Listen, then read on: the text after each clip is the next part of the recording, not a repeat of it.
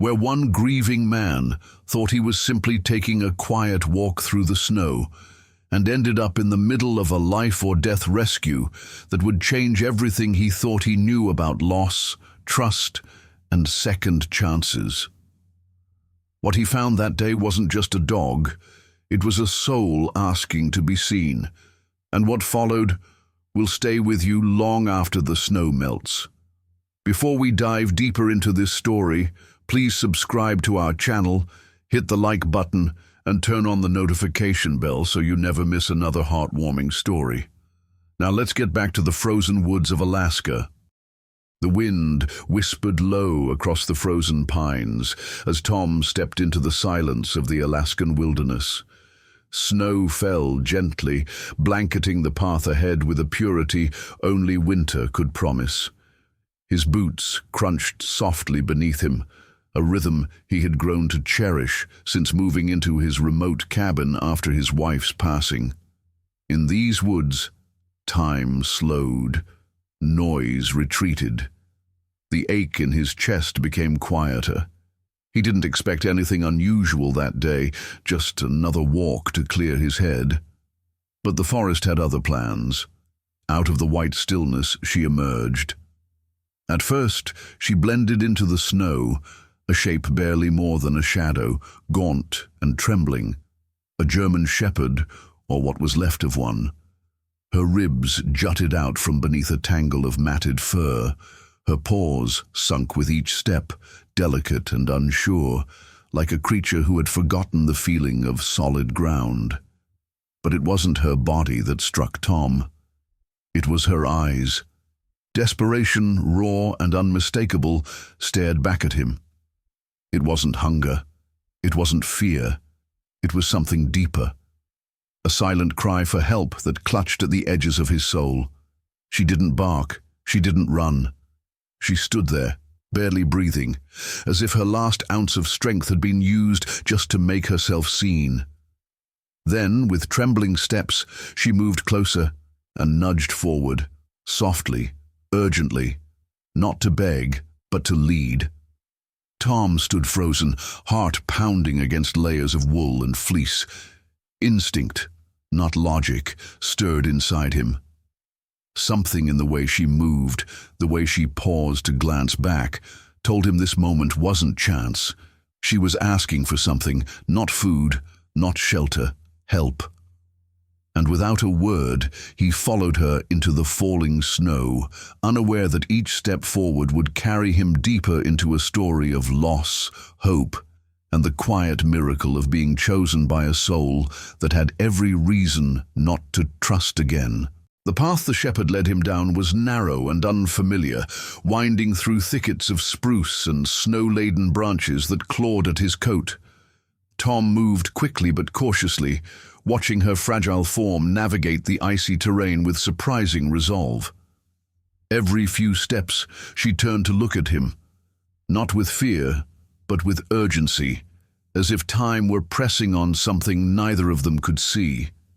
They walked in silence, save for the soft crunch of snow beneath his boots and the occasional snap of distant ice settling in the forest.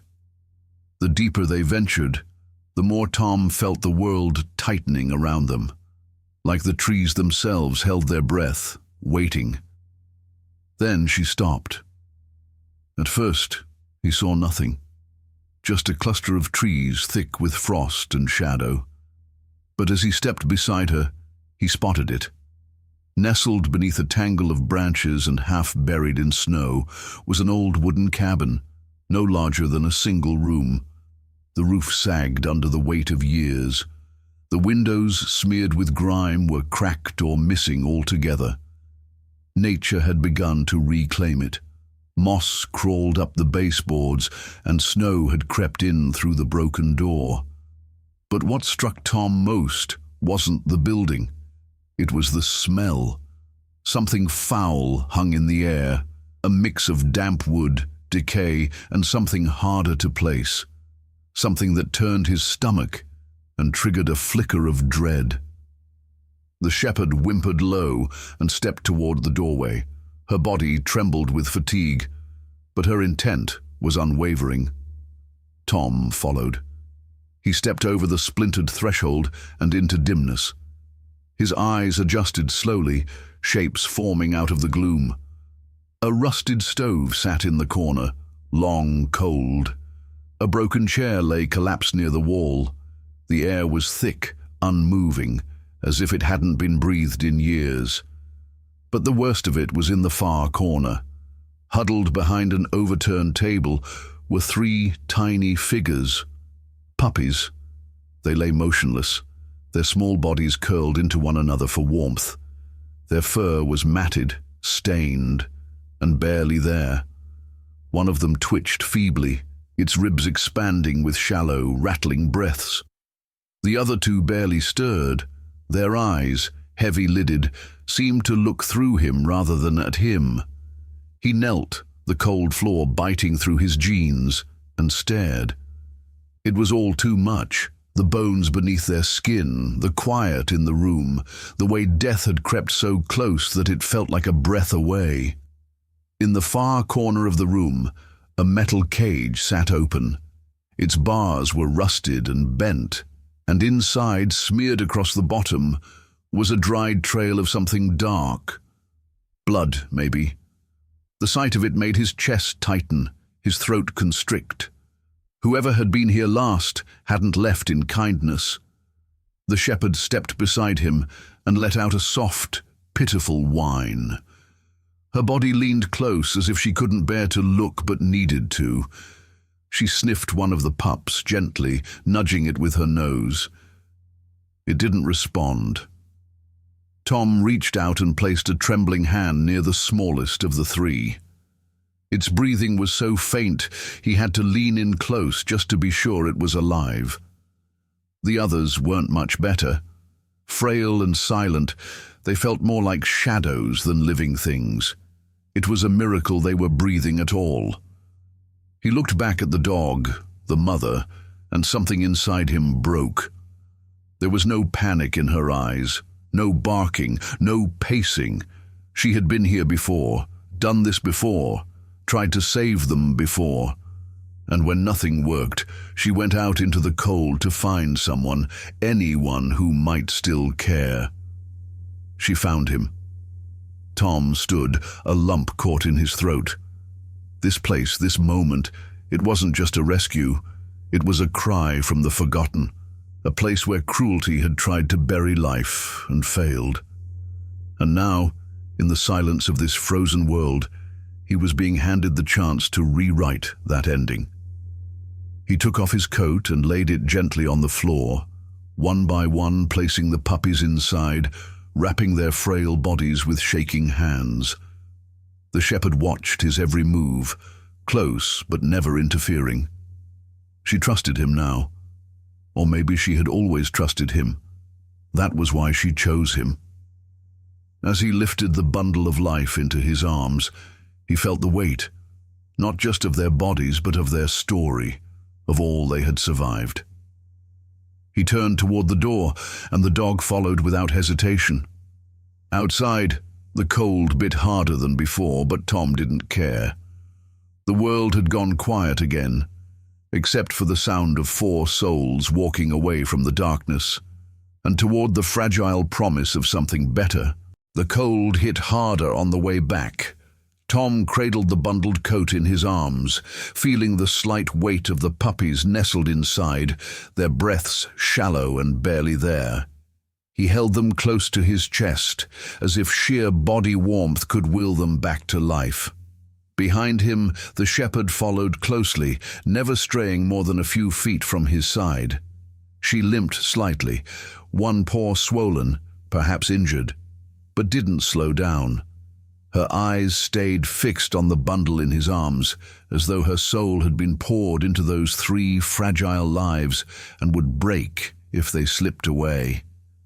The trail, once a quiet wander through snow-covered forest, now felt endless. The wind had risen, whipping sideways against their faces, tossing flurries into Tom's eyes. He squinted through the white haze, boots sinking deeper into the snow with each hurried step.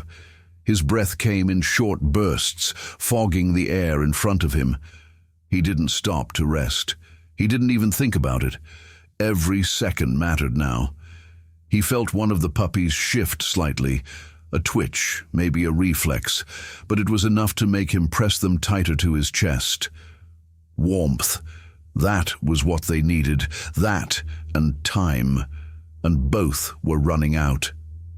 The forest narrowed, branches clawing at his coat, the scent of pine sharp in the freezing air. Behind him the shepherd let out a low breath, struggling to keep pace but refusing to fall behind. She had given everything she had to bring him to that cabin. Now she gave what little remained to keep up. When they finally broke through the tree line, the sight of his cabin hit him like a life raft on open water. A small structure nestled against the base of a frozen ridge, its chimney trailing thin smoke into the sky, proof of fire, of warmth, of hope. He crossed the final stretch with snow biting at his ankles. His boots slipped once on the icy steps, but he caught himself. The puppies jostled in his coat, too weak to cry out. He didn't stop to brush off the snow or unlace his boots. He threw open the door and stepped into the dim warmth of his home. Inside, the air was thick with the scent of wood smoke and old pine. The fire in the hearth still burned, low but alive. He moved quickly, kneeling beside it, unwrapping the coat with trembling hands. He laid the puppies out on a thick wool blanket and folded it over their frail bodies. They didn't move much, only the faintest rise and fall of breath told him they were still here. The shepherd entered seconds later, paws scraping against the wood floor. She hesitated at the threshold, as if uncertain whether she was allowed in this place of warmth and walls. Then she moved forward, slowly, carefully, until she reached the edge of the blanket. She curled herself protectively around her pups, her breath ragged, eyes never leaving them. Tom moved into motion, lighting another log in the fireplace, boiling water, grabbing whatever clean towels and old flannels he could find. He placed warm, damp cloths around the blanket, hoping to raise the temperature gently. He spooned a bit of goat's milk into a dish, then soaked a rag and pressed it gently to the smallest puppy's mouth. No reaction. Then again. This time, the tiniest flicker of a tongue. It was almost nothing, but not nothing. He had no medical experience, no training in animal care, only instinct, only determination. He worked silently, methodically, keeping the fire fed, checking their bodies for signs of movement. Hours passed in a blur of heat and worry. The sun had long dipped below the mountains outside, and darkness curled its fingers around the windows, but Tom didn't notice. The cabin was silent but for the crackling fire and the occasional quiet whimper from the mother.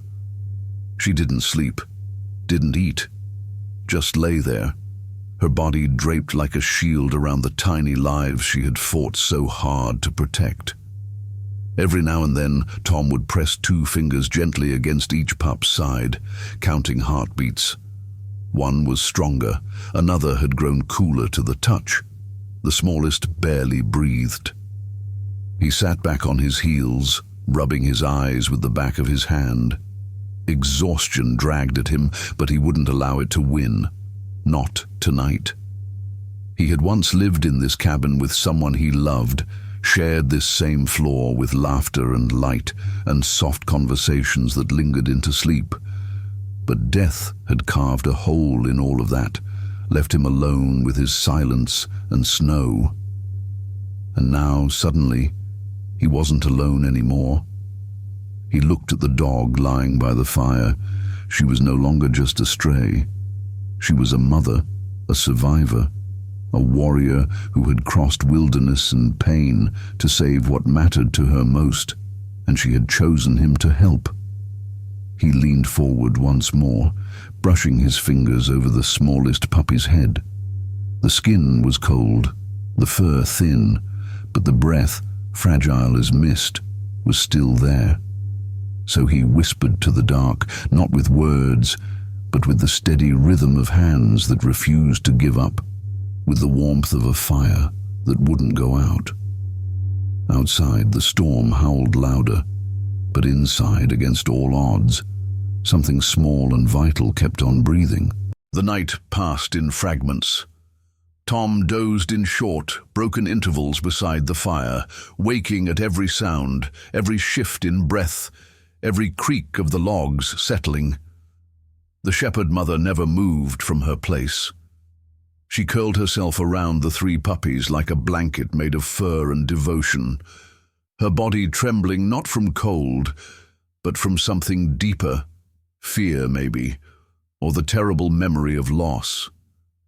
The smallest puppy had grown quieter through the night. Its chest barely rose beneath the wool blanket, and more than once Tom had pressed his ear near its body to make sure it was still alive. Each time he heard a faint breath, his shoulders sagged with momentary relief, only to tense again moments later. The fire burned low, casting long shadows that danced against the wooden walls. Outside, snow piled quietly against the windows, thick and undisturbed. Time had become elastic, stretched between heartbeats and the steady ticking of a clock he hadn't looked at in hours. Morning came slowly. It began not with light, but with the subtle softening of the dark. The edges of the cabin's gloom lightened to grey, and the fire dimmed to a bed of glowing coals. Tom stirred, shifting beneath the blanket he hadn't realized he'd pulled over himself sometime during the night. His neck was stiff, his eyes heavy. But something had changed. The cabin felt warmer. Not from the fire, but from something else. Something alive. He sat up slowly, joints aching, and turned toward the blanket where the puppies lay. The mother had lifted her head. She was watching him, not with panic, but with quiet attention, as if waiting for him to notice. He leaned in. One of the puppies was moving, not just twitching, not just breathing, but stretching. Its legs flailed slightly, clumsily, the way a newborn does when waking from deep sleep. Then another stirred, a yawn parting its tiny mouth before curling back into the warmth of the blanket. And then the smallest one. A flicker, its head tilted almost imperceptibly. Its body, which had been so still for so long, gave a single trembling shiver. Tom held his breath. For a moment he thought it was just a reflex, just the nervous twitch of something too far gone. But then, against the odds, the puppy opened its eyes, just for a second. Two glossy orbs blinked once in the firelight, unfocused but alive. The gaze didn't land anywhere in particular, just floated, confused and new, but it was enough. It was more than enough. Tom swallowed hard. His hands trembled. The firelight flickered across his face as he looked from the pup to its mother. She was watching the same thing, ears lifted, posture tense with wonder. Her body leaned forward slightly, almost in disbelief. And then, without sound, she lowered her head and gently nudged the smallest pup with her nose. The puppy responded with a faint, almost inaudible squeak. It was a sound so soft, so fragile, it nearly broke him. The silence that had filled his life for months, since the day he buried his wife, was broken not by grief, but by life. Small, vulnerable, fierce. Tom leaned back, eyes stinging. He hadn't realized he was crying until a tear slipped down his cheek and landed on the blanket. The shepherd didn't seem to notice, or maybe she did, but her gaze never left her pups. He rose to stoke the fire, adding more wood with quiet hands. The warmth grew. The light returned, and with it, the cabin slowly transformed from a place of waiting to a place of healing.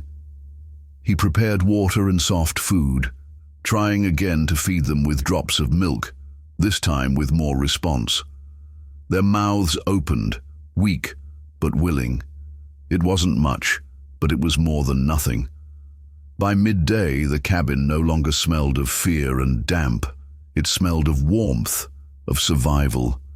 The shepherd had finally laid her head down beside her pups and closed her eyes, not in exhaustion, but in rest. True rest.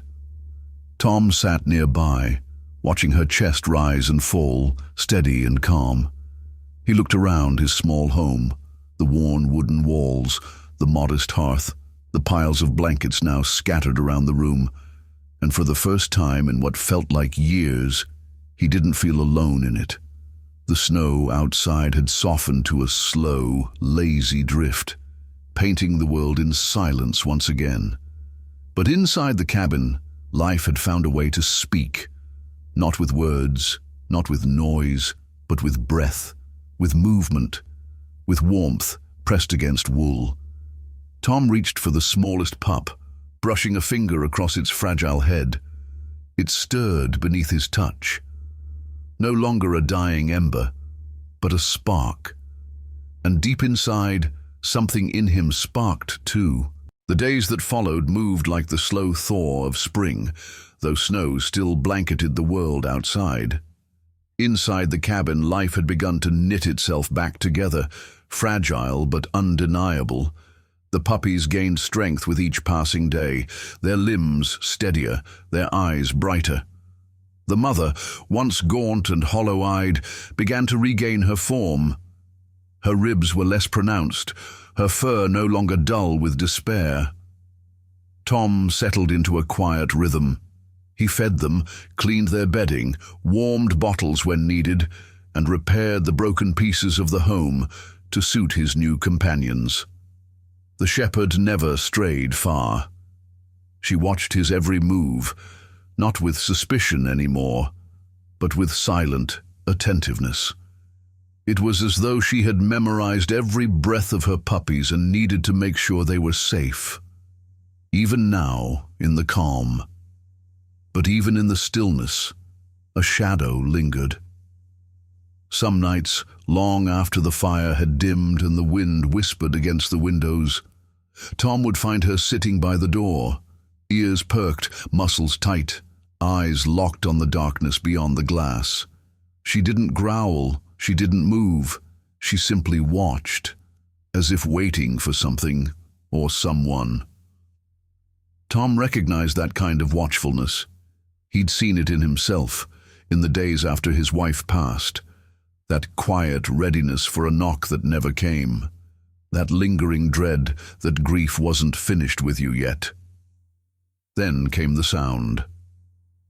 It was late afternoon, snow falling lightly outside, when a vehicle pulled up the narrow path leading to the cabin. The crunch of tires over frozen earth echoed like thunder in the silence. Tom stiffened where he stood, the brush in his hand stilling mid-motion as he cleaned the puppy's bedding. The shepherd, lying near the fire, rose instantly. Her body went rigid, her ears flattened. She moved to the window and peered out, her tail low, her breath shallow.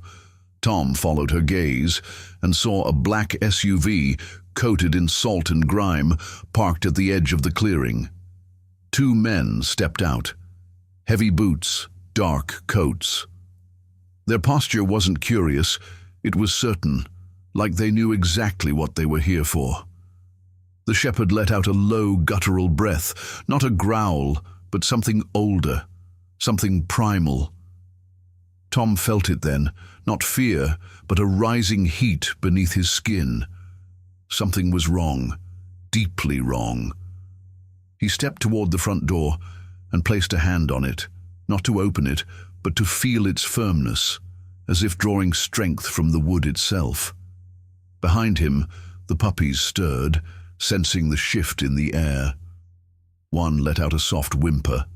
The shepherd turned just for a moment, eyes flicking to them, then back to the door. She took a step forward, then another, her entire body trembling with something that wasn't fear anymore. It was protection. The knock came, sharp, deliberate. The men didn't call out, didn't announce themselves, but the shepherd knew who they were. She stood beside Tom now, shoulder to knee, her body angled forward, head lowered, but eyes ablaze. She was no longer the dog who had crawled from the woods, skin and bones and silence. She was something else now. A mother, a guardian, a soul forged in suffering, but not broken by it. Tom didn't move for a long moment. Neither did the shepherd. Outside, the men waited. Inside, time felt suspended, like the last breath before a storm. Then, from deep within her chest, the shepherd released a bark. Not a sound of panic, not a cry of distress.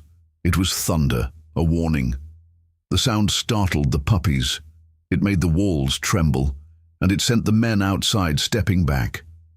Tom watched through the curtain as they exchanged glances. One of them muttered something. The other shook his head. They lingered a moment longer, uncertainty creeping into their faces. And then, without another word, they turned back toward their vehicle. The SUV rumbled to life, reversed down the snowy path, and disappeared into the forest. Silence returned. The shepherd stood in place, ears twitching, tail still low, but her posture didn't change until the sound of the engine was gone. Then, slowly, she stepped away from the door, returning to the center of the room where her puppies waited. She didn't lie down right away. She simply stood over them, watching them sleep. Tom felt the weight lift from his chest. Not all of it, but enough to breathe again. Enough to feel the pulse of life still moving forward. He watched the shepherd carefully. She didn't shake. She didn't cower. Her eyes held no more dread. She had faced her past, and this time she had not run. Spring arrived in whispers. The snow didn't vanish overnight. It melted in slow, reluctant patches, revealing the damp earth beneath. The pines shed their frost like old burdens. Birds returned, their songs cautious but full of promise. And within the cabin, life unfolded in quiet celebration. The puppies now ran with clumsy confidence across the wooden floor, tumbling over one another in bursts of joy. Their limbs had grown stronger, their coats thicker, their eyes curious and clear. The shepherd mother no longer hovered in constant worry. She watched them from a soft bed near the window, her gaze calm, assured. Tom had changed too. The silence that once haunted the corners of his cabin had been replaced by breath, by movement, by warmth. He rose each morning to the sound of paws on wood, tails thumping, life insisting that it needed him. He no longer walked alone through the forest. Now he had shadows beside him, 4 of them, always close, always watching. The cabin wasn't just shelter anymore, it was home. One evening, as the sun dipped low and the trees glowed amber, the shepherd climbed onto the porch and lay beside him. Her head rested against his leg, eyes half closed. He placed a hand gently on her back, feeling the slow rhythm of her breathing. She didn't flinch. She didn't worry, because finally she knew. She was safe. And Tom, in the quiet of that golden hour, understood something simple and true. He hadn't just saved her, she had saved him too.